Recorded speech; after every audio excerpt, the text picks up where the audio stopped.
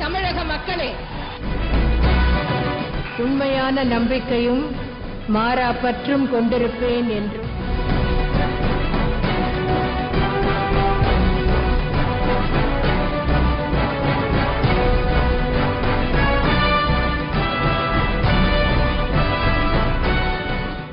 கர்நாடக மாநிலம் மாண்டியா மாவட்டத்தில் உள்ள மேல்கோட்டை என்ற ஊரில் 1948ஆம் ஆண்டு பிப்ரவரி 24ஆம் தேதி ஜெயராம் வேதவல்லிக்கு மகளாக ஜெயலலிதா பிறந்தார். தமிழ், தெலுங்கு, கன்னடம் உள்ளிட்ட பல திரைப்படங்களில் நடித்தார்.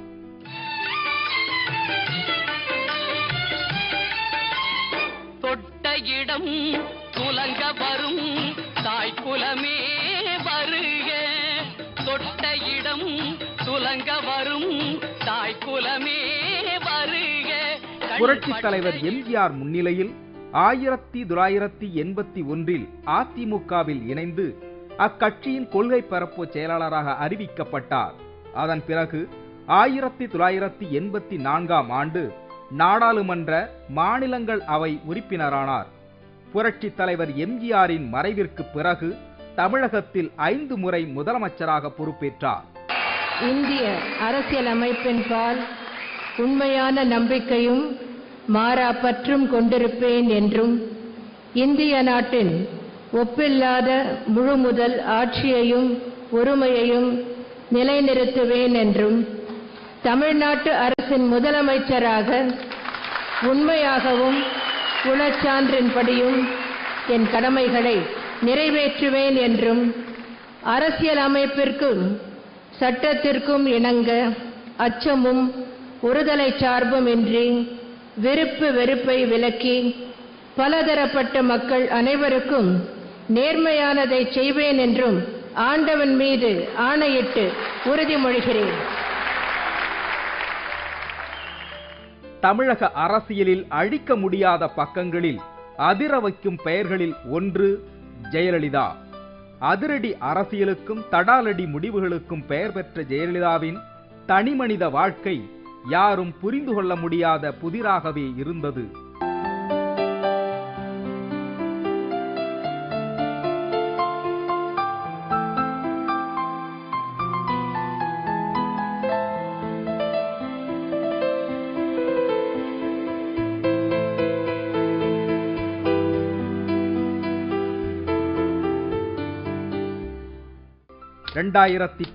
செப்டம்பர் 22ஆம் தேதி இரவோடு இரவாக முதலமைச்சர் ஜெயலலிதா அப்போலோ மருத்துவமனையில் அனுமதிக்கப்பட்டார். அடுத்த நொடியே காட்டு தீயாக செய்திகள் பற்றி எரியத் தொடங்கின. முதலமைச்சருக்கு காய்ச்சல் மற்றும் நீர்ச்சத்து குறைபாடு, எனவே சில நாட்கள் மருத்துவமனையில் தங்கி ஓய்வெடுக்க வேண்டும் என அப்போலோ மருத்துவமனை சார்பில் தெரிவிக்கப்பட்டது. செப்டம்பர் 24ஆம் தேதி உடல்நிலை உன்னிப்பாக கவனிக்கப்படுவதாகவும் 25ஆம் தேதி வழக்கமான உணவு உண்கிறார் எனவும் 29ஆம் தேதி சிகிச்சை தொடர்கிறது எனவும் 30ஆம் தேதி மூச்சு விடுவதற்காக கருவி பொருத்தப்பட்டுள்ளதாகவும் அப்போலோ மருத்துவமனை தெரிவித்தது. மேலும் 30ஆம் தேதி சென்னை அப்போலோ மருத்துவமனைக்கு லண்டன் மருத்துவர் ரிச்சர்ட் பீலே வருகை தந்தார். அக்டோபர் 5ஆம் தேதி டெல்லி எய்ம்ஸ் மருத்துவமனையிலிருந்து 4 பேர் கொண்ட சிறப்பு மருத்துவர்கள் குழு சிகிச்சை அளிப்பதாக அப்போலோ நிர்வாகம் தெரிவித்தது. இதனைத் தொடர்ந்து பொறுப்பு ஆளுநர் வித்யாசாகர் ராவ் முதல்வர் வகித்த துறையை ஓ பன்னீர்செல்வம் வழிநடத்துவார் என அறிவித்தார். 10ஆம் தேதி டெல்லி எய்ம்ஸ் மருத்துவமனையின் நுரையீரல் சிகிச்சை நிபுணர் கில்நானி அப்போலோ மருத்துவமனை குழுவை சந்தித்தார். 21ஆம் தேதி இதய சிகிச்சை நிபுணர்கள், தொற்றுநோய் நிபுணர்கள், நீரிழிவு நோய் சிகிச்சை நிபுணர்கள் ஆகியோர் கொண்ட குழு சிகிச்சை அளித்தது. டிசம்பர் 4ஆம் தேதி மாலை ஜெயலலிதாவிற்கு இதயம் நிறுத்தம் ஏற்பட்டதால் செயற்கை சுவாசம் அளிக்கப்படுவதாக தெரிவிக்கப்பட்டது. சில ஊடகங்கள் ஜெயலலிதா மரணமடைந்து விட்டார் என செய்திகளை வெளியிட தமிழ்நாடே புரளியின் பிடியில் தத்தளித்தது.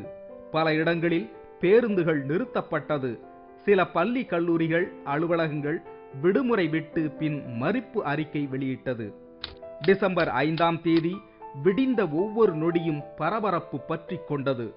நண்பகல் ஜெயலலிதாவின் உடல் அபாய கட்டத்தில் இருப்பதாக அப்போலோ மருத்துவமனை அறிவித்தது. திக் திக் நிமிடங்கள் துடிக்கத் தொடங்கின.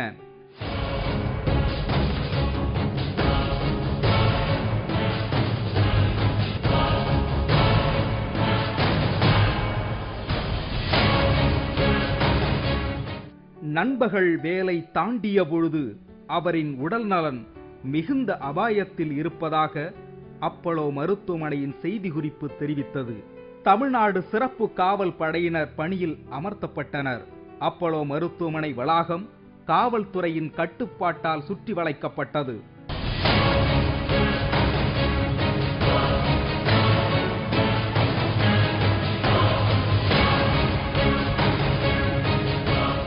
தமிழகம் மட்டுமல்ல, இந்தியாவை குழப்ப நிலையில் கொந்தளித்தது. மாலை 5:30 மணிக்கு முதல்வர் இறந்துவிட்டதாக ஒரு செய்தி வெளியானது. அதிமுக தலைமை அலுவலகத்தில் அதிமுக கொடி அரைக்கம்பத்தில் பறக்கவிடப்பட்டது. ஆனால் இந்த தகவலை மருத்துவ வட்டாரம் மறுத்துவிட்டது. இறுதி கட்டமாக சிகிச்சை பலனளிக்காமல் இரவு 11:30 மணிக்கு முதலமைச்சர் ஜெயலலிதா காலமானதாக அப்போலோ மருத்துவமனை அறிவித்தது. 25 ஆண்டுகளுக்கு மேலாக தமிழக அரசியலில் அசைக்க முடியாத சக்தி, அரசியலில் விருப்பு வெறுப்புகளுக்கு அப்பாற்பட்டு கட்சியை ஒற்றை தலைமையில் கட்டி காத்த விதம், உடனடி முடிவுகள், 234 தொகுதிகளிலும் இரட்டை இலை சின்னத்தை களம் இறக்கியது, பிரதமர் வேட்பாளர் மோடிக்கு எதிராக மோடியா லேடியா என முழங்கியது, காலத்தால் மறக்க முடியாத கம்பீரம், காலத்தின் கோலமாக 75 நாட்கள் நடந்த நாடகத்தின் இறுதி தீர்ப்பு மரணம் என அறிவிக்கப்பட்டதும் ஒட்டுமொத்த தமிழகமே உருக்குலைந்தது.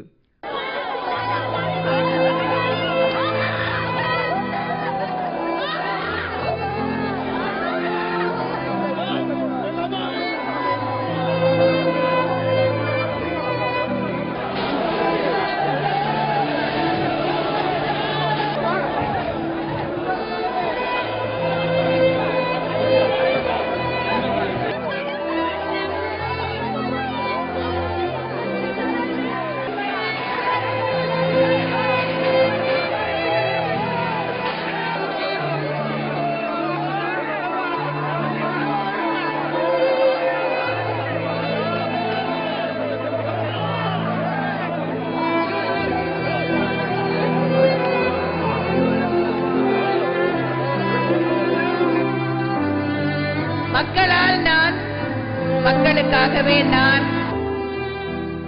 வாழும் வரை அவரை அம்மா என்று ஏற்றுக்கொள்ளாதவரும் அவர் இறந்த செய்தி கேட்டு அந்த அம்மா பாவம் என கண்கலங்கினர்.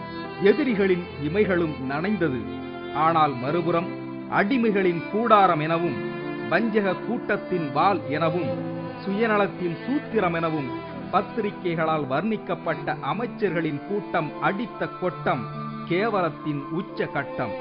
இதே ஜெயலலிதா முதலமைச்சராக இருந்தபோது கூனி குறுகி, உடல் சுருக்கி, தலையை கவிழ்த்து மண்ணோடு மண்ணாக மண்டியிட்டு வளைந்து நெளிந்து புழுவினும் கீழாக கிடந்த அமைச்சர்களின் நடிப்பை நாடு மறக்காது.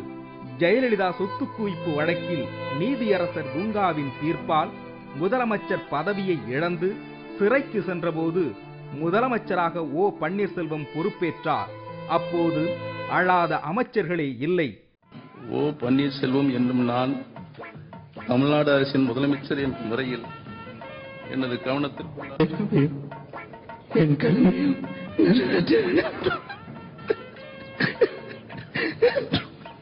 அரசாங்கத்திற்கும் சட்டத்திற்கும் இணங்க அச்சமும் பொறுத்தலை சாதனமின்றி விலக்கி நாட்டில் ஒப்பில்லாத முழுமுதல் ஆட்சியையும் ஒருமையையும் நிறைவேற்றுவேன் என்றும் மாறாப்பட்டுக் கொண்டிருப்பேன் என்றும் இந்திய நாட்டில் ஒப்பில்லாத முழுமுதல் ஆட்சி ஒருமையையும் நிலைநிறுத்துவேன் என்றும் சட்டப்படி அமைக்கப்பட்ட இந்திய அரசியலமைப்பின்பால் உண்மையான நம்பிக்கையும் மாறாப்பட்டும் ஆர். காமராஜ் என்னும் நான் சட்டப்படி அமைக்கப்பட்ட இந்திய அரசியலமைப்பின்பால் உண்மையான நம்பிக்கையும் மாறாப்பற்றும் கொண்டிருப்பேன் என்றும் இந்திய உண்மையான நம்பிக்கையும் மாறாப்பற்றும் கொண்டிருப்பேன் என்றும் இந்திய நாட்டின் ஒப்பில்லாத முழு முதல் ஆட்சியை ஒருமையும் நிலைநிறுத்துவேன் என்றும் தமிழ்நாடு அரசின் அமைச்சர் என்ற முறையில் எனது கவனத்துக்கு உள்ளாவதும் தெரிய வருவதுமான எந்த பொருளையும் அமைச்சரின் கடமைகளை உரியவாறு நிறைவேற்ற தேவையான இந்திய அரசியலமைப்பின் பால் உண்மையான நம்பிக்கையும் மாறாப்பற்றும் கொண்டிருப்பேன் என்றும் இந்திய நாட்டின் ஒப்பில்லாத நம்பிக்கையும் மாறாப்பற்றும் கொண்டிருப்பேன் என்றும் இந்திய நாட்டின் ஒப்பில்லாத முழு முதல் ஆட்சியையும் ஒருமையும் நிலைநிறுத்துவேன் முகமாகவோ அறிவிக்கவோ வெளிப்படுத்தவோ மாட்டேன் என்று ஆண்டவன் மீது ஆணையிட்டு உறுதிமொழித்தேன். ஒருவேளை அவர்கள் அழவில்லை என்றால் அவர்கள் அமைச்சர்களே இல்லை என்ற நிலையில் கண்ணீரை கர்ச்சிப்பால் துடைப்பதும் புடவையால் முகத்தை போர்த்தி கொண்டு அழுவதும் கேமராவை பார்த்து குப்பென்று குமுறி அழுவதும் அம்மாதான் எங்கள் உயிர், அம்மா இல்லை என்றால் நாங்கள் இல்லை, எங்களுக்கு அம்மாதான் வேண்டும் என பதவியேற்கும் போது சொல்லிய அமைச்சர்கள் யாரும் அம்மா முதல்வராக இல்லை என்றால் எங்களுக்கு அமைச்சர் பதவி வேண்டாம் என யாரும் சொல்லவில்லை. மேலும் பதவியேற்ற பிறகு மக்கள் பணியை யாரும் செய்யவில்லை.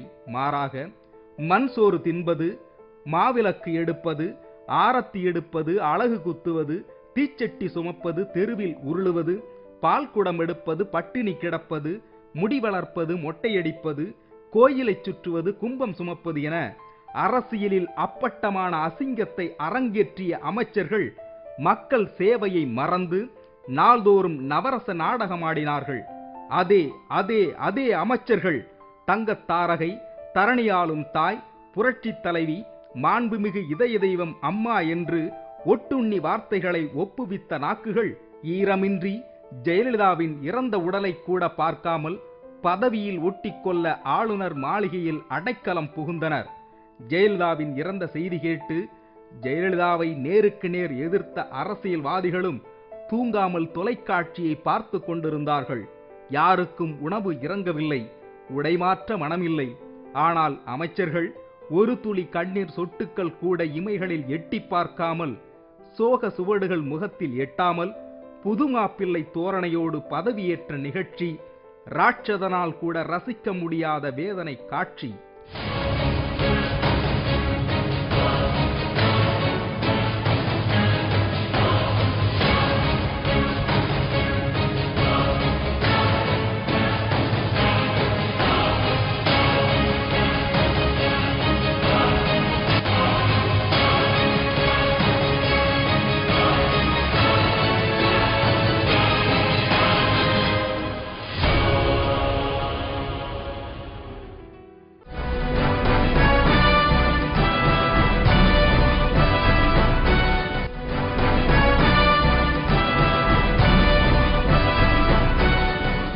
தன்னந்தனிமையாக வாழ்க்கையை தொடங்கி அரசியலில் தனியாளாக ஆளுமை செலுத்தி துரோகங்களும் குரோதங்களும் கோலோச்சிய பொழுதும் எதிர் நீச்சலடித்து இமயமாய் நிமிர்ந்த ஜெயலலிதா யாருமின்றி அனாதை போல் ஆம்புலன்ஸில் அடைக்கப்பட்டு கொண்டு வந்ததைக் கண்டு கலங்காத இதயங்களே இருக்க முடியாது.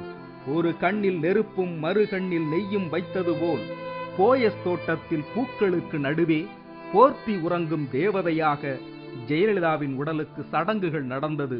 அவரின் வாழ்க்கையின் மறைக்கப்பட்ட பக்கங்கள் போல் அவருக்கு சடங்குகளும் மறைக்கப்பட்டே நடத்தப்பட்டன. மறுபுறத்தில் பதவிச் சடங்குகளும் நடந்தது. ஜெயலலிதாவின் பூத உடல் பொதுமக்கள் பார்வைக்காக அஞ்சலிக்கு வைத்தபொழுது எல்லோரின் கண்களும் ஜெயலலிதாவின் துண்டுமல்லி கன்னத்தில் துளைகள் இருப்பதைக் கண்டு துடித்துப் போனார்கள். பாச கூட்டங்களுக்கு நடுவே படுத்திருக்க வேண்டிய முதல்வர் வேஷ கூட்டங்களுக்கு நடுவே சிக்கிக் கொண்டாரோ என மக்கள் வேதனைப்பட்டார்கள். ஜெயலலிதாவை பாசத்தோடு கொண்டாடிய ரத்தத்தின் ரத்தங்கள் காவல் வேலிகளுக்கு வெளியே கண்ணீர் சிந்தி துடித்தார்கள். பதவிக்காகவும் பணத்திற்காகவும் நாள்தோறும் நடித்து இரத்தத்தை உறிஞ்சும் கூட்டங்கள் மட்டுமே அவரை தொட்டுவிடும் தூரத்தில் துடிப்போடு நின்றார்கள். முதல்வர் ஜெயலலிதாவிற்கு முன்னாள் குடியரசுத் தலைவர், பிரதமர், மத்திய அமைச்சர்கள், பிற மாநில முதல்வர்கள், ஆளுநர்கள், முக்கிய அரசியல் கட்சி தலைவர்கள், தேமுதிக தலைவர் கேப்டன் விஜயகாந்த், தமிழக அரசியல் தலைவர்கள், சினிமா பிரபலங்கள் உள்ளிட்ட பலரும் இறுதி மரியாதை செலுத்தினார்கள். இறுதிச் சடங்கில் சசிகலா முகத்தில் சோகத்தின் சுவடுகள் இல்லை, கண்ணீர் துளியின் ஈரம் இல்லை. அதிகார தோரணை ஆட்கொண்டது, அலட்சிய பார்வை அலைமோதியது என தமிழக மக்கள் தங்களுக்குள் சொல்லி தவித்தார்கள். ராட்சத அலைகளின் மேல் ராஜ நடை நடந்து, நெருப்பு மேட்டில் பொறுப்புகளேற்று, தனக்கென ஒரு தனி ராஜாங்கத்தையே உருவாக்கிய ராஜாலி கடல் அலையின் ஓசை கேட்டு மண்ணுக்குள்ளே கண்ணுறங்கிவிட்டார். ஒரு சகாப்தம் சமாதியாகிவிட்டாலும் தமிழக அரசியலில் என்றும் சலசலக்கும் சப்தத்தின் பெயர் ஜெயலலிதா. ஜெயலலிதாவின் கல்லறை காயும் முன்னே அடுத்த கட்ட காட்சிகள் அரங்கேறத் தொடங்கின. சசிகலா அரிதார அவதாரத்தின் முன் சரணாகதி அடைந்த சக அமைச்சர்கள் மானமுடைய தமிழர்களின் மரபை குழி தோண்டி புதைத்துவிட்டனர். பொதுச் செயலாளராக பதவியேற்க வேண்டும் என பொதுக்குழு, செயற்குழு உறுப்பினர்கள், மூத்த அரசியல் தலைவர்கள் கேட்டுக் கொண்டதாக சசிகலா அதிமுகவின் பொதுச் செயலாளராக பதவியேற்றார். பதவிக்காக எதையும் செய்யலாம் என்பதை இங்கேதான் காண முடிந்தது. அம்மாவை வாழ்த்திய அதே வாய், அதே வார்த்தைகள், அதே பணிவு, அதே துணிவு, அதே பதவிக்காக. சின்னம்மா சிங்கத்தலைவியாக சித்தரிக்கப்பட்டார். கட்சியில் ஜால்ராக்களின் சத்தங்கள் காதுகளின் செவிப்பறையை சிதைத்தது போக, மாண்புமிகு இதய தெய்வம் சின்னம்மா என சட்டமன்றத்திலும் எதிரொலித்தது. பொதுச் செயலாளர் பதவியும் முதல்வர் பதவியும் ஒருவரிடமே இருக்க வேண்டும் என முதல் தீக்குச்சி கிழித்து வீசப்பட்டது.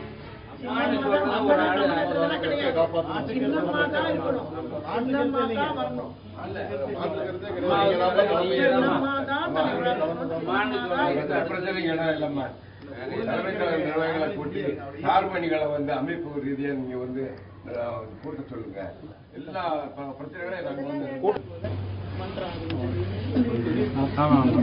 பிரச்சனைகளையும் உயிரை கொடுத்துட்டு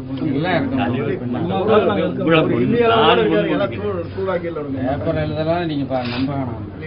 எல்லாம் கட்டுக்கோப்பா இருக்கும். எல்லாம் அதே கருத்து மாற்று கருத்துக்கள் காப்பாற்ற முடியுமா?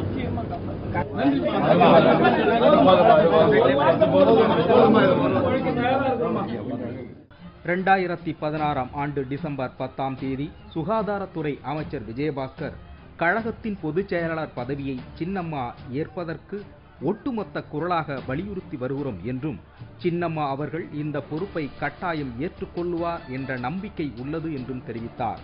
என்ற இந்த மாபெரும் இயக்கத்திற்கு கழகத்துடைய பொதுச் செயலாளர் பதவியில சின்னம்மா அவர்கள் அந்த பொறுப்பை ஏற்க வேண்டும் என்று ஒட்டுமொத்த குரலாக கழக பொறுப்பாளர்கள், அமைச்சர் பெருமக்கள், மாவட்ட கழக செயலாளர்கள், சட்டமன்ற உறுப்பினர்கள் அத்தனை பேரும் வலியுறுத்தி கொண்டிருக்கிறோம். டிசம்பர் 29ஆம் தேதியன்று அதிமுக பொதுக்குழுவில் சசிகலா பொதுச் செயலாளராக ஒருமனதாக தேர்வு செய்யப்பட்டதற்கான அதிகாரப்பூர்வ கடிதத்தை போயஸ் தோட்ட இல்லத்தில் பன்னீர்செல்வம் வழங்கினார்.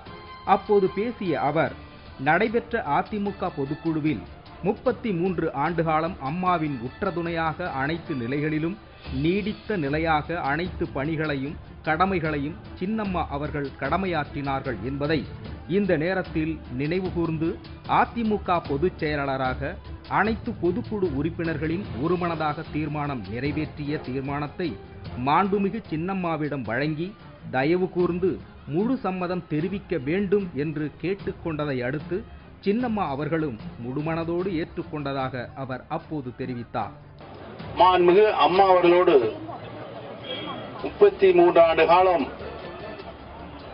மாண்புமிகு அம்மாவுடைய உற்ற துணையாக அனைத்து நிலைகளிலும் உறுதியாக நீடித்த நிலையாக அனைத்து பணிகளையும் கடமைகளையும் மாண்புமிகு அம்மா அவர்களுக்கு நம்முடைய மாண்புமிகு அம்மா சின்னம்மா அவர்கள் கடமையாற்றினார்கள் என்பதனை அந்த நேரத்திலே நாங்கள் நினைவு கூர்ந்து, கழகத்தினுடைய அனைத்து இந்திய அண்ணா திராவிட முன்னேற்ற கழகத்தினுடைய கழக பொதுச் செயலராக அனைத்து பொதுக்குழு உறுப்பினர்களோடு முழு சம்மதத்தோடும் ஒருமனதாக தீர்மானம் நிறைவேற்றப்பட்டு மாண்புமிகு சின்னம்மா அவரிடம் நாங்கள் வந்து அவர்களை சந்தித்து மாண்புமிகு அம்மா அவர்களுடைய வாழ்ந்த இடமான வேதா இல்லத்து திருக்கோயில் சந்தித்து அதை தன் தீர்மானத்தை தந்து அனைத்து பொதுக்குழு உறுப்பினர்களும் மாண்புமிகு சின்னம்மா அவர்கள் தாங்கள்தான் கழகத்தினுடைய பொதுச் செயலராக நியமனம் செய்யப்பட்டிருக்கிறீர்கள், நீங்கள் தயவு கூர்ந்து அதனை ஏற்று முழு சம்மதம் தெரிவிக்க வேண்டும் என்று நாங்கள் கேட்டுக்கொண்டோம். இதனைத் தொடர்ந்து ராயப்பேட்டையில் உள்ள அதிமுக தலைமை கழகத்தில் நடைபெற்ற சட்டமன்ற கூட்டத்தில் இதில் கழக பொதுச் செயலாளர் சசிகலா சட்டமன்ற கட்சி தலைவராக தேர்ந்தெடுக்கப்பட்டார். இதனை அப்போதைய முதல்வர் ஓ பன்னீர்செல்வம் முன்மொழிந்தார். அமைச்சர் ராஜேந்திர பாலாஜி செய்தியாளர்களிடம் பேசுகின்ற பொழுது, சசிகலா பொதுச் செயலாளராக பதவியேற்ற பிறகு அதிமுக தலைமை கழகத்தில் நடைபெற்ற ஆலோசனை கூட்டத்தில் முதல்வராக அமர்வது என முடிவெடுக்கப்பட்டது என்று தெரிவித்தார். மேலும் முதலமைச்சராக பதவி ஏற்க நாங்கள் வைத்த கோரிக்கையை தியாகத் தலைவி சின்னம்மா அவர்கள் ஏற்றுக்கொண்டு விட்டார் என அப்போது தெரிவித்தார். தீர்மானத்தை சின்னம்மா எங்களுடைய வற்புறுத்தலின் பேர் ஏற்றுக்கொண்டார். முதலமைச்சராக அவர் பொறுப்பேற்கின்ற நாளை ஆவலோடு தமிழக மக்களோடு நான் எதிர்பார்க்கிறேன்.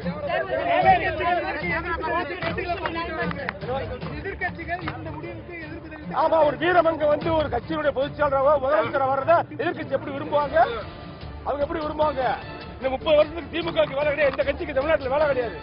இந்நிலையில் யாரும் எதிர்பாராத விதமாக மெரினாவில் உள்ள ஜெயலலிதா சமாதியில் இரவு 9 மணிக்கு சென்ற ஓபிஎஸ் தொடர்ந்து 45 நிமிடங்கள் கண்ணை மூடி தியானம் மேற்கொண்டார்.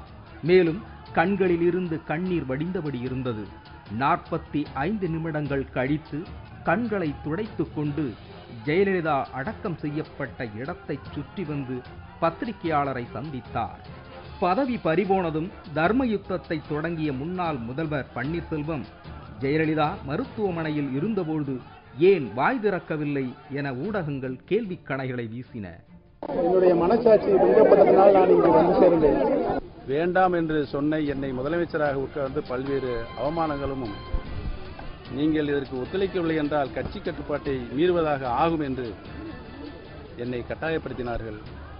நான் சொன்னேன், மாண்புமிகு அம்மாவுடைய நினைவிடத்திற்கு சென்று என் தாயிடம் சொல்லிவிட்டு வருகிறேன் என்று சொன்னேன். அதற்கூட அவர்கள் இடம் கொடுக்காமல் பின்பு போய் சொல்லிக் கொள்ளலாம் என்று அவர்கள் மறுத்து என்னை கட்டாயப்படுத்தியதனால்தான் நான் இந்த ராஜினாவை அங்கே கையப்படுகின்ற ஒரு இக்கட்டான சூழலுக்கு நான் ஆளாக்கப்பட்டேன் என்பதை தெளிவுபடுத்துவதற்காகத்தான் அதை மாண்புமிகு இதேதும் புரட்சித் தலைவி அம்மாவுடைய ஆன்மா இருக்கின்ற இடத்திலே வந்து நான் இந்த தினம் சொன்னேன்.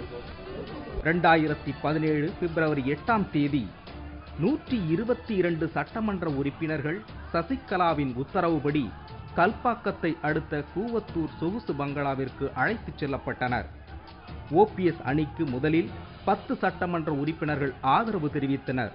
படிப்படியாக 12 சட்டமன்ற உறுப்பினர்களும் 10 பாராளுமன்ற உறுப்பினர்களும் ஆதரவு தெரிவித்தனர். கூவத்தூரில் நடந்த சடுகுடு ஆட்டம் தமிழக அரசியலின் கோமாளித்தனத்தின் உச்சகட்டம். பிப்ரவரி 8ஆம் தேதியிலிருந்து 11 நாட்கள் சசிகலா தரப்பும் ஓபிஎஸ் தரப்பும் மாறி மாறி வசைபாடி அளித்த பேட்டிகள் தமிழக அரசியலை இந்திய அளவில் மோசமான முன்னுதாரணமாக காட்டின.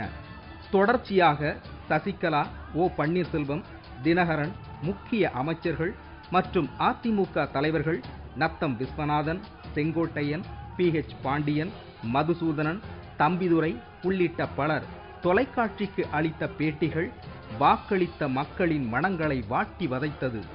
தமிழக மக்கள் பணத்திற்காக வாக்களித்ததன் பலனை அனுபவிப்பதாக பலர் வேதனை தெரிவித்தனர். கூவத்தூரில் அதிமுக சட்டமன்ற உறுப்பினர்கள் கும்மாளம் போடுவதாக ஓபிஎஸ் தரப்பு சரமாரியாக குற்றச்சாட்டை சுமத்தினார்கள். பிப்ரவரி 10ஆம் தேதி மதுசூதனன் சசிகலா அணியிலிருந்து தாவி ஓபிஎஸ்ஐ ஆதரிப்பதாக தெரிவித்தார். மேலும் அதிமுக தற்போது சர்வாதிகாரிகளின் கைக்கு சென்றுவிட்டது என்றும் எம்ஜிஆரால் தொடங்கப்பட்ட மாபெரும் இயக்கமான அதிமுகவிற்கு சசிகலா தலைமை ஏற்பதை மக்கள் விரும்பவில்லை என்று தெரிவித்தார். அதற்கு முன்னதாகவே நான் அந்த அம்மையாரை நீக்கிவிட்டேன்.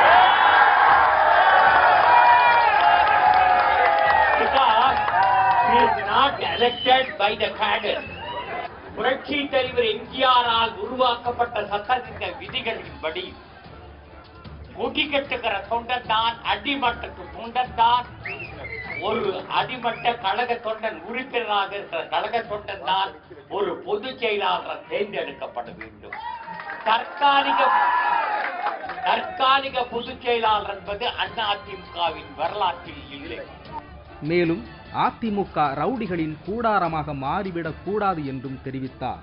பிப்ரவரி 11ஆம் தேதி சசிகலாவின் தீவிர விசுவாசியான பொன்னையன் ஓபிஎஸ்ஐ ஆதரிப்பதாக தெரிவித்தார். ஜெயலலிதாவின் உண்மையான அரசியல் வாரிசு சசிகலாதான் என தெரிவித்த பொன்னையன் திடீரென ஓ பன்னீர்செல்வம் தான் ஜெயலலிதாவின் உண்மையான வாரிசு என்று தெரிவித்தார். இந்நிலையில் அதிமுக அவைத்தலைவர் பதவியிலிருந்து மதுசூதனன் நீக்கப்பட்டு செங்கோட்டையன் நியமிக்கப்பட்டார். அம்மா மருத்துவமனையில் அனுமதிக்கப்பட்டிருந்த போது மருத்துவர்கள் சொன்னதைத்தான் அப்போது செய்தியாளரிடம் சொன்னோம் என்றும், மேலும் சசிகலாவை தவிர வேறு யாரும் அம்மாவை பார்க்கவில்லை என்பதுதான் உண்மை என்று கூறினார். அம்மாவின் உடல்நிலை பற்றி கூறிய உடல்நல விவரங்களைத்தான் அவ்வப்போது செய்தியாளர்களிடம் வெளியிட்டேன். சின்னம்மா என்கிற திருமதி சசிகலா அம்மாவை தவிர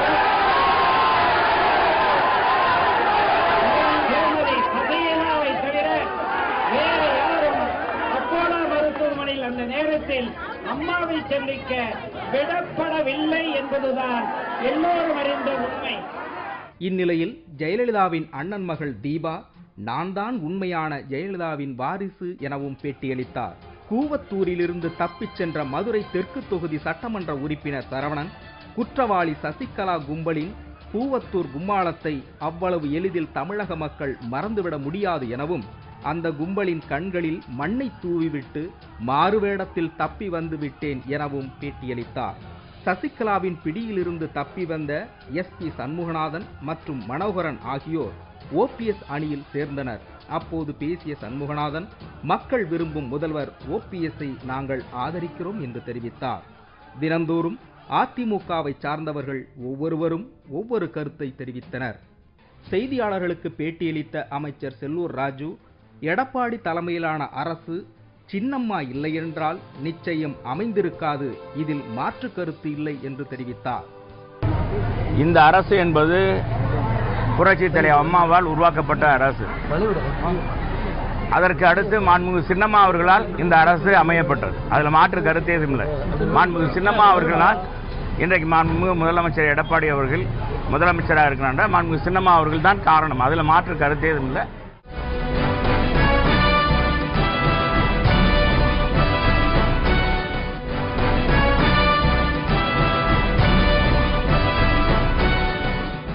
அதிமுக மக்களவை எதிர்க்கட்சித் தலைவர் தம்பிதுரை தன்னை மிரட்டி பதவியை பறித்தார்கள் என்று கூறும் பன்னீர்செல்வம் முதல்வராக இருப்பதற்கு தகுதியற்றவர் என்று கூறினார். மேலும் இனிவரும் காலங்களில் சின்னம்மாவின் தலைமையில் அனைத்து தேர்தல்களிலும் வெற்றி பெறுவோம் என்றும் அடுத்த முதல்வர் சின்னம்மாதான் என்று தெளிவுபட தெரிவித்தார். ஏன்னா அவர் சீஃப் மினிஸ்டர் இந்த நாட்டுக்கு யார் நிர்பந்தம் பண்றா அன்பிட், அப்படி இருந்தா அன்பிட். ஒரு சீஃப் மினிஸ்டர் அந்தஸ்து இருக்கிறவரு 3 தடவை பொறுத்தவரு என்ன நிர்பந்தம் பண்ணான்னு சொன்னா அதை நம்புறீங்களா? அப்படிப்பட்ட சீஃப் மினிஸ்டர் நாட்டுக்கு தேவையா? நிர்பந்தத்துக்கு 134 எம்எல்ஏக்கள் அனைவரும் ஒற்றுமையுடன் இருக்கிறார்கள்.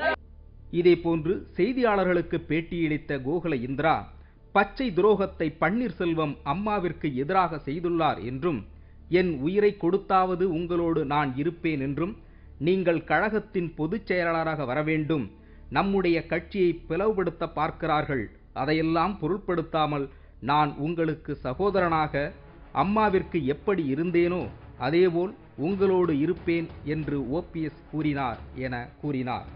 ஆனால் சுயநலத்தின் காரணமாக அவர் பிரிந்திருக்கிறார்.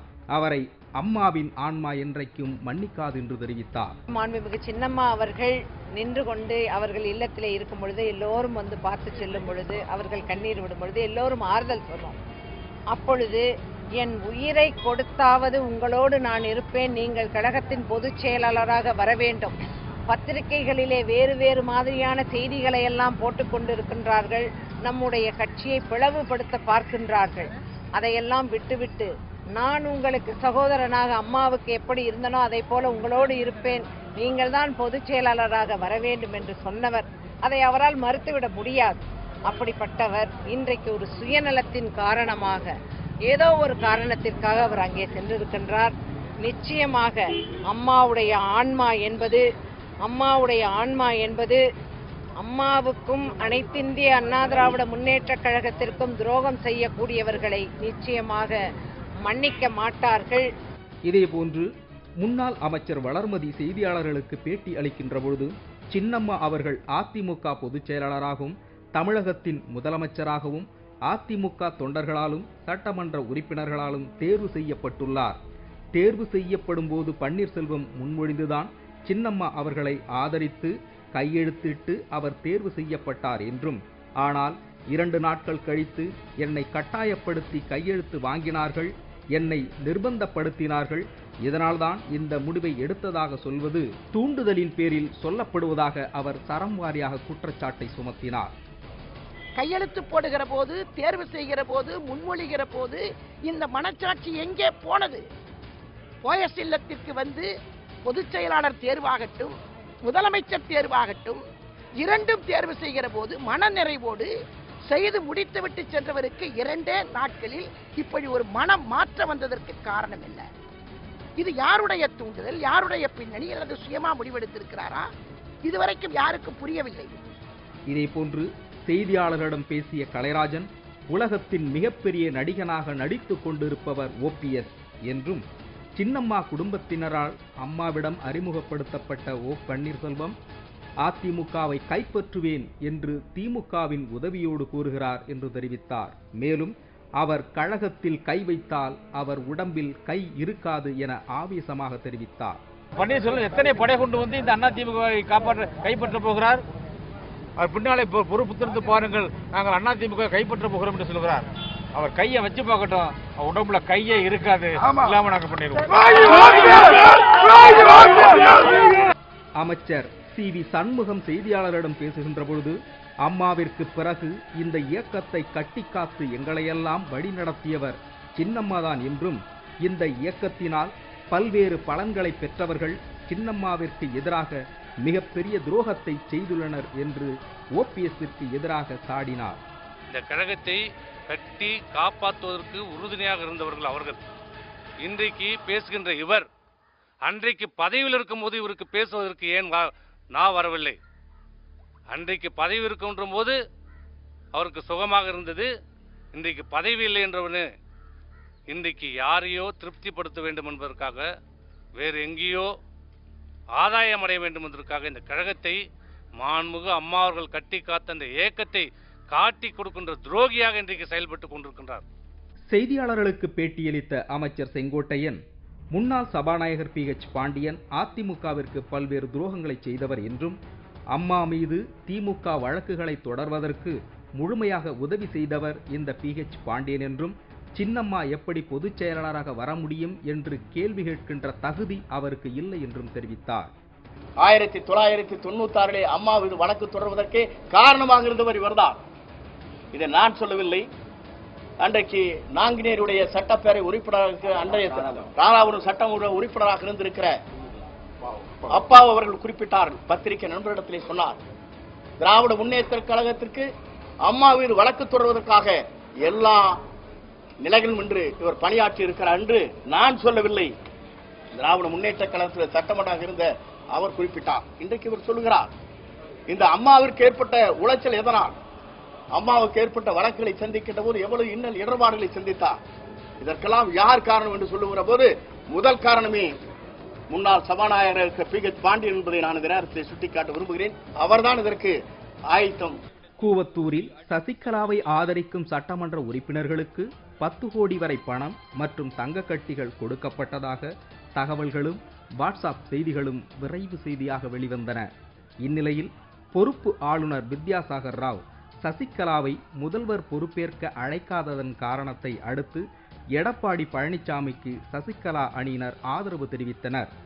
இதனைத் தொடர்ந்து 2017 பிப்ரவரி 14ஆம் தேதி சொத்து குவிப்பு வழக்கில் ஜெயலலிதா, சசிகலா, இளவரசி சுதாகரன் ஆகிய 4 பேருக்கும் விதிக்கப்பட்ட 4 ஆண்டு சிறை தண்டனையை உச்சநீதிமன்றம் உறுதி செய்தது.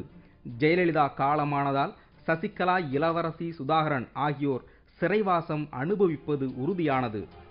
கூவத்தூர் விடுதியில் பேசிய சசிகலா, நீங்கள் அனைவரும் என்னுடன் இருக்கும்போது எந்த கொம்பனாலும் இந்த அதிமுகவை இரண்டாக பிரிக்க முடியாது என்றும் 33 ஆண்டு காலமாக இது மாதிரியான சலசலப்புகளை சந்தித்துதான் வந்திருக்கின்றோம் என்றும், அம்மாவிற்கு நிழலாக இருந்து பல போராட்டங்களில் அம்மாவுடன் இருந்து இன்று வரை சாதித்து பிரிந்த கழகத்தை ஒன்றாக இணைத்து இரட்டை இலையை மீட்டு அதிமுக என்றால் ஜெயலலிதாதான் என நிரூபித்து அன்று முதல் இன்று வரை பல சோதனைகளை வென்று நாம் பயணித்து இருக்கிறோம் என்று பேசினார். பிப்ரவரி 15ஆம் தேதி ஜெயலலிதா சமாதிக்கு வந்த சசிகலா, ஓங்கி அடிச்சா 1.5 டன் வெயிட்டடா என்பது போல் கல்லறையில் 3 முறை அடித்து சபதம் செய்தார். இந்த ஆண்டின் மிகச்சிறந்த மீம்ஸாக அந்த செய்திகள் வலம் வந்தது.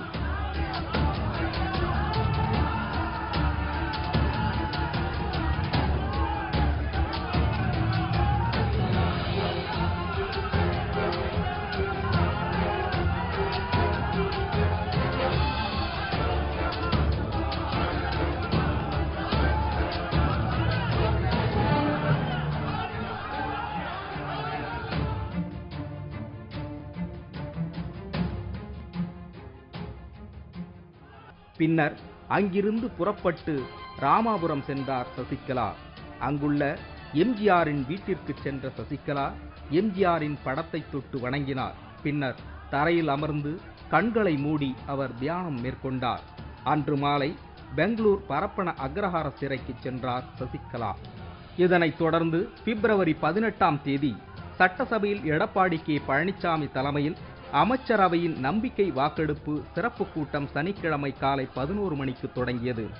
அதிமுக ஆட்சியை கவிழ்க்க திமுகவோடு கரம் கோர்த்த ஓபிஎஸ் தரப்பு ரகசிய வாக்கெடுப்பு நடத்த வேண்டும் என கோரிக்கை வைத்தனர்.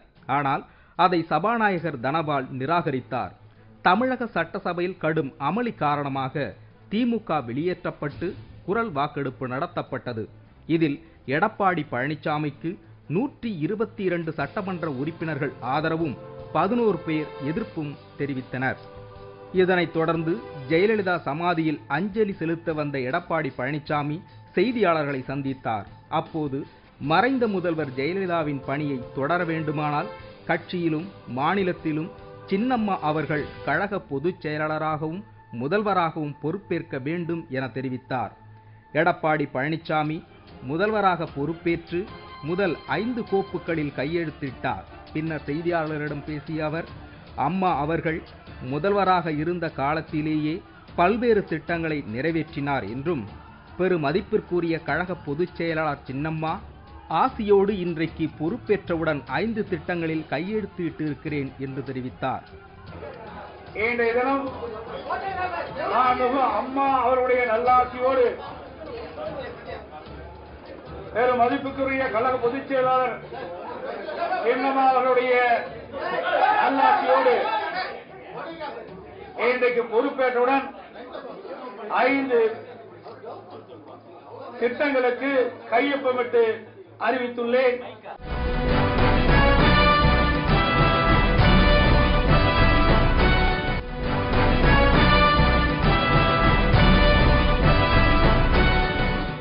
சசிகலா சிறை சென்ற பிறகு துணை பொதுச் செயலாளராக நியமிக்கப்பட்ட தினகரன் கை ஓங்க துவங்கியது.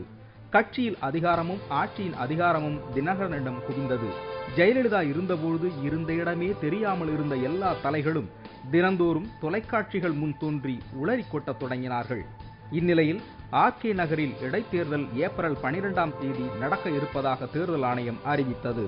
பன்னீர்செல்வம் தரப்பு பரபரப்பாகி இரட்டை இலை சின்னத்தையும் அதிமுக கட்சியை முடக்க தேர்தல் ஆணையத்திடம் மனு தாக்கல் செய்தனர். நாங்கள்தான் உண்மையான அதிமுக என தினகரன் தரப்பு தேர்தல் ஆணையத்திடம் முறையிட்டது. விறுவிறுப்பான அரசியல் ஆட்டத்தில் தேர்தல் ஆணையம் மார்ச் 22ஆம் தேதி இரட்டை இலை சின்னமும் அதிமுக கட்சியையும் தற்காலிகமாக முடக்கப்படுவதாக அறிவித்தது.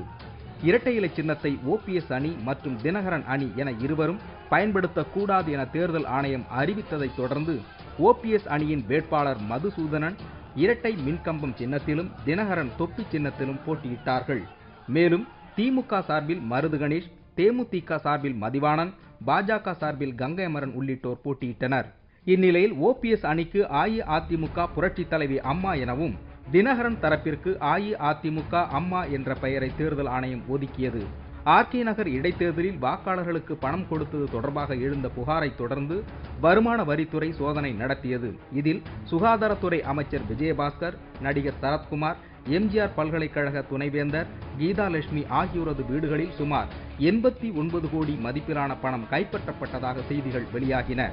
வாக்காளர்களுக்கு பணம் கொடுத்ததாக கைப்பற்றப்பட்ட ஆவணங்களில் முதலமைச்சர் எடப்பாடி பழனிசாமி, அமைச்சர்கள் செங்கோட்டையன், திண்டுக்கல் சீனிவாசன், தங்கமணி, வேலுமணி, ஜெயக்குமார், செல்லூர் ராஜு, MC சம்பத், ராஜலட்சுமி, வெல்லமண்டி ராஜன், S வளர்மதி மற்றும் ராஜ்யசபா MP R வைத்திலிங்கம் ஆகியோரின் பெயர்கள் இடம்பெற்றதாக தெரிவிக்கப்பட்டது. இதனால் ஏப்ரல் 10ஆம் தேதி ஆர்கே நகர் இடைத்தேர்தல் ரத்து செய்யப்படுவதாக தேர்தல் ஆணையம் அறிவித்தது. ஆர்கே நகர் தேர்தல் ரத்து செய்ததைத் தொடர்ந்து அதிமுகவின் மர்ம யுத்தம் நடந்து கொண்டே இருந்தது. இந்நிலையில் இரட்டை இலை சின்னத்திற்கு லஞ்சம் கொடுத்ததாக கூறி கைது செய்யப்பட்ட தினகரன் 35 நாள் சிறைவாசத்திற்கு பிறகு ஜாமீனில் விடுதலை செய்யப்பட்டார். டெல்லியில் இருந்து சென்னை திரும்பிய அவர் தாம் கட்சி பணியில் ஈடுபட போவதாக அறிவித்தார். இதனால் அவரை ஒதுக்கி வைத்ததாக கூறிய ஜெயக்குமார் உள்பட கொங்கு மண்டல அமைச்சர்கள் கடும் அதிருப்தி அடைந்தனர். தினகரன் கருத்துக்கெல்லாம் செங்கோட்டையன் உள்ளிட்டோர் பதிலடி கொடுத்த நிலையில் தனது ஆதரவு எம்எல்ஏக்களுடன் பெங்களூர் பறந்த தினகரன் சொத்து குவிப்பு வழக்கில் சிறையில் இருக்கும் சசிகலாவை சந்தித்தார். அவர் பெங்களூர் சென்ற அதே வேளையில் தமிழக அமைச்சர்கள் 17 பேர் ஒன்று கூடி தலைமைச் செயலகத்தில் அடுத்த கட்ட நடவடிக்கை குறித்து ஆலோசனை நடத்தினார்கள்.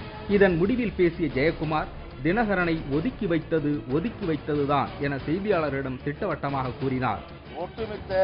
ஒருமித்த கருத்து திரு தினகரன் சார்ந்தவர்களை கட்சியிலிருந்து முழுமையாக விலக்கி வைத்து கட்சியும் ஆட்சியும் வழிநடத்த வேண்டும் என்கின்ற அளவிலே ஒருமித்த முடிவு எடுக்கப்பட்டு அதன் அடிப்படையிலே ஏப்ரல் 17ஆம் தேதி அன்று என்ன முடிவு எடுத்தோமோ அதிலே ஆணித்தரமாக உறுதியாக தெளிவாக இருக்கின்றோம்.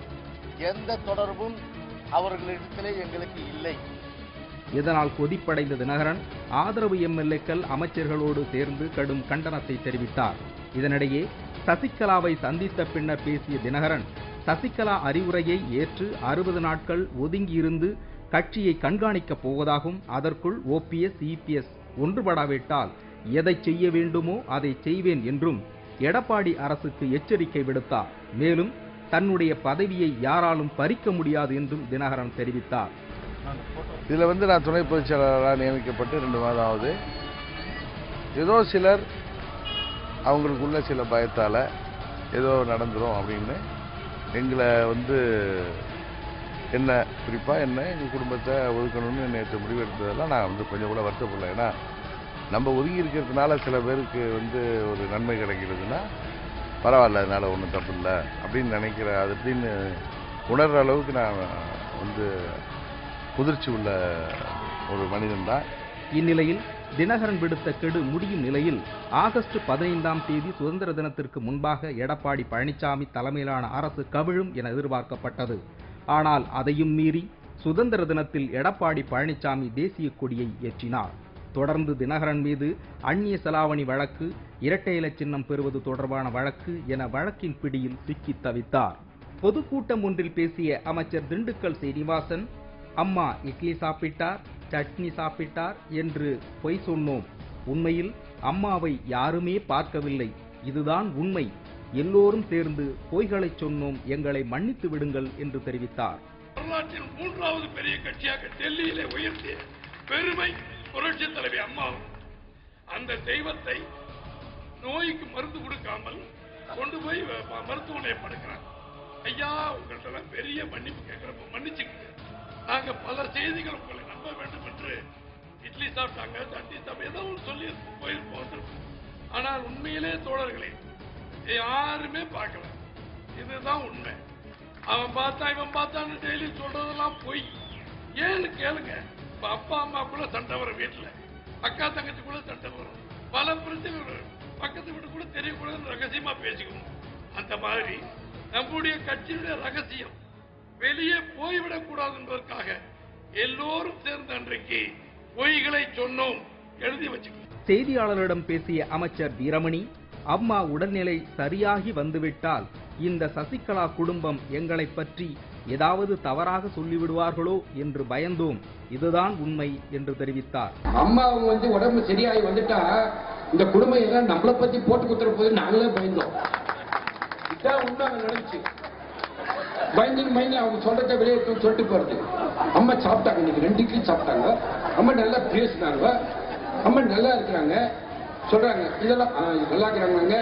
அம்மா சொன்னாங்க, நர்ஸ் சொன்னாங்க, டாக்டர் சொன்னாங்க, இப்படி எல்லாம் சொன்னாங்க, அவங்க எல்லாம் உள்ளதுன்னு சொன்னாங்கன்னு சொல்லிட்டு போயிடே வேண்டிய நாங்களும். இதனைத் தொடர்ந்து அதிமுக பல அணிகளாக பிளவுபட்டது. ஓபிஎஸ் அணி, இபிஎஸ் அணி, தினகரன் அணி, தீபா அணி, மாதவன் அணி என அதிமுக 2, 3, 4 உடைந்து பிளவுபட்டது. இதில் 3 முக்கிய அணிகளும் மக்களை பற்றி கவலைப்படாமல் மாறி மாறி ஒருவரை ஒருவர் குற்றச்சாட்டை சுமத்திக் கொண்டே இருந்தனர். இந்நிலையில் ஓபிஎஸ், இபிஎஸ் அணிகள் இணைவதற்கான பேச்சுவார்த்தைகள் தொடங்கின. இதனைத் தொடர்ந்து இரு அணிகளும் ஆகஸ்ட் 21ஆம் தேதி இணைவதற்கான இறுதிக்கட்ட பேச்சுவார்த்தையில் ஈடுபட்டன. நீண்ட போராட்டத்திற்கு பிறகு அதிமுக தலைமை கழகத்திற்கு வந்த முதல்வர் பழனிசாமியும் முன்னாள் முதல்வர் ஓ பன்னீர்செல்வமும் அணிகள் இணைப்பை உறுதி செய்தனர். இருவரும் கைகுலுக்கி வாழ்த்துக்களை பரிமாறிக்கொண்டனர். பின்னர் ஆளுநர் மாளிகையில் பொறுப்பு ஆளுநர் இருவரையும் இணைத்து வைத்தார். அப்போது முதலமைச்சராக எடப்பாடி பழனிசாமியும் துணை முதலமைச்சராக ஓ பன்னீர்செல்வமும் அறிவிக்கப்பட்டனர். இந்த இணைப்பு பின்னணியில் பாஜக இருப்பதாக பகிரங்கமாக பலர் விமர்சனம் செய்தனர். இருவரின் இணைப்பில் முக்கியமாக சசிகலா நீக்கம் பிரதானமாக பேசப்பட்டது. அதிமுக பொதுச் செயலாளராக சசிகலா நியமிக்கப்பட்டதை ரத்து செய்தது அக்கட்சியின் பொதுக்குழு. ஆனால் அதிமுக அமைச்சர்கள் மற்றும் சட்டமன்ற உறுப்பினர்கள் எதிர்ப்பு தெரிவித்ததால் அதிமுகவின் அடிப்படை உறுப்பினர் பொறுப்பிலிருந்து சசிகலா நீக்கப்படவில்லை. அதே நேரத்தில் அதிமுக பொதுக்குழுவில் கட்சியின் உறுப்பினர்களை சேர்க்கும் நீக்கும் அதிகாரம் ஓபிஎஸ், இபிஎஸ்ற்கு அளித்தும் தீர்மானம் நிறைவேற்றப்பட்டது. இதனால் அதிமுக ஓபிஎஸ், இபிஎஸ் கட்டுப்பாட்டில் முழுவதுமாக சென்றது உறுதியானது. இதனிடையே அதிமுக தலைமை நிலைய செயலாளர் பதவியிலிருந்து முதல்வர் எடப்பாடி பழனிசாமி, பொருளாளர் பதவியிலிருந்து திண்டுக்கல் சீனிவாசன் உள்ளிட்டோரை நீக்குவதாக தினகரன் அறிவித்தார். சசிகலாவால் அடையாளம் காட்டப்பட்டு அமைச்சர் பதவி மற்றும் முதலமைச்சர் பதவியில் அமர்ந்த ஓபிஎஸ், இபிஎஸ் பதவிக்காக சசிகலாவிற்கே துரோகம் செய்தார்கள், இவர்களா மக்களுக்கு நல்லது செய்வார்கள் என தினகரன் தரப்பில் எதிரொலித்தது. சின்னத்தையும் கட்சியையும் முடக்கி ஆட்சியை கவிழ்க்க முயன்ற ஓ பன்னீர்செல்வத்துடன் கைகோர்த்துள்ள எடப்பாடி பழனிசாமி பதவிக்காக மட்டுமே இருவரும் நாடகம் ஆடுவதாக தினகரன் தரப்பு தொடர்ந்து குற்றச்சாட்டுகளை சுமத்தியது.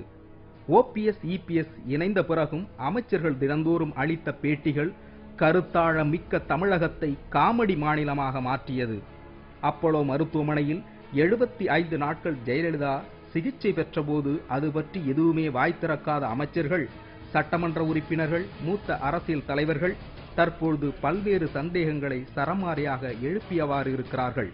இறுதியாக முதலமைச்சர் எடப்பாடி பழனிசாமி முன்னாள் முதலமைச்சர் ஜெயலலிதா மரணம் தொடர்பாக விசாரணை நடத்த முன்னாள் உயர்நீதிமன்ற நீதிபதி ஆறுமுகசாமி தலைமையில் விசாரணை ஆணையம் அமைக்க உத்தரவிட்டார். இதனிடையே அதிமுக அம்மா அணியைச் சார்ந்த தினகரன் மதுரை, மேலூர், திருச்சி போன்ற இடங்களில் பொதுக்கூட்டம் நடத்த தொடங்கினார். முதலமைச்சர் எடப்பாடி பழனிசாமி, துணை முதலமைச்சர் பன்னீர்செல்வம் மற்றும் அமைச்சர்கள் எம்ஜிஆர் நூற்றாண்டு விழா கொண்டாட ஒவ்வொரு மாவட்டமாக சென்று வருகின்றனர். இதனால் மக்கள் வரிப்பணம் பல கோடி ரூபாய் வீணாவதாக அரசியல் தலைவர்கள், பொதுமக்கள் குற்றச்சாட்டு தெரிவிக்கின்றனர். மேலும் அரசு விழாக்களுக்கு ஆட்கள் வராததால் பள்ளி, கல்லூரி மாணவர்களை அழைத்துச் செல்லும் அவல நிலையில் அதிமுக தற்பொழுது உள்ளது. மேலும் அரசு நிகழ்ச்சிகளுக்கு மாணவர்களை அழைக்க கூடாது என நீதிமன்றம் உத்தரவிட்டுள்ளது மிக கேவலமான செயல் என பொதுமக்கள் வேதனை தெரிவிக்கின்றனர். நவம்பர் 9ஆம் தேதி சசிகலா உறவினர்கள், சசிகலா நடத்திய நிறுவனங்கள் உள்ளிட்ட 187 இடங்களில் வரலாறு காணாத அளவில் வருமான வரித்துறையினர் சோதனை நடத்தினர். தொடர்ந்து 5 நாட்கள் நடத்தப்பட்ட சோதனையில் கைப்பற்றப்பட்ட ஆவணங்கள் பற்றி முழுமையான விவரங்கள் கிடைக்கவில்லை. இதற்கு முன்பாக சேகர் ரெட்டி வீட்டில் வருமான வரித்துறையினர் நடத்திய சோதனையில் பல ஆவணங்கள் சிக்கியதாக சொல்லப்படுகிறது. இதில் முன்னாள் முதல்வர் ஓ பன்னீர்செல்வம் உள்ளிட்ட பல அமைச்சர்களின் பினாமி சொத்துக்கள் விவரங்கள் கைப்பற்றப்பட்டதாக செய்திகள் வெளியாயின. தமிழக அரசின் தலைமைச் செயலாளர் ராம் மோகன் ராவ் வருமான வரித்துறையின் வலையில் சிக்கினார். இதனால் இந்திய வரலாற்றிலேயே இல்லாத வகையில் தமிழக தலைமைச் செயலகத்தில் சோதனை நடத்தப்பட்டு தமிழகம் பெரும் தலைகுனிவை சந்தித்தது. ஜெயலலிதா உயிரோடு இருந்திருந்தால் இப்படி ஒரு சோதனை நடத்தியிருப்பார்களா என்ற கேள்வியும் எழுந்தது. ஜெயலலிதா மறைவிற்கு பிறகு 6 மாதத்தில் நடத்தி முடிக்க வேண்டிய ஆர்கே நகர் இடைத்தேர்தல் தள்ளி போனது. இந்நிலையில் தேர்தல் ஆணையம் திடீரென OPS EPS அணிக்கு இரட்டை இலை சின்னத்தை ஒதுக்கியதாக அறிவித்தது. அறிவித்த அடுத்த நாளே ஆர்கே நகர் இடைத்தேர்தல் தேதியையும் அறிவித்தது சமூக ஆர்வலர்களுக்கு மிகப்பெரிய சந்தேகத்தை எழுப்பியுள்ளது. இந்த இடைத்தேர்தலில் அதிமுக OPS EPS சார்பாக மதுசூதனன், சசிகலா சார்பில் தினகரன், திமுக சார்பில் மருது கணேஷ், நடிகர் விஷால் உள்ளிட்ட பலர் போட்டியிடுகிறார்கள். ஜெயலலிதா கொடுத்த மாடுகள் மட்டுமே இன்னும் அம்மா அம்மா என்று அழைக்கிறது, மற்றவர்கள் எல்லாம் மறந்துவிட்டார்கள் என்று ஒரு வாட்ஸ்அப் செய்தி வலம் வந்து கொண்டிருக்கிறது. எத்தனையோ துரோக புயல்கள் சுற்றி வளைத்தாலும் ஜெயலலிதா என்னும் எகுக்கோட்டை புகழை யாராலும் அசைக்க முடியாது. கடலின் கடைசி அலைகள் பாயும் வரை ஜெயலலிதா என்னும் நினைவலைகள் காயாது.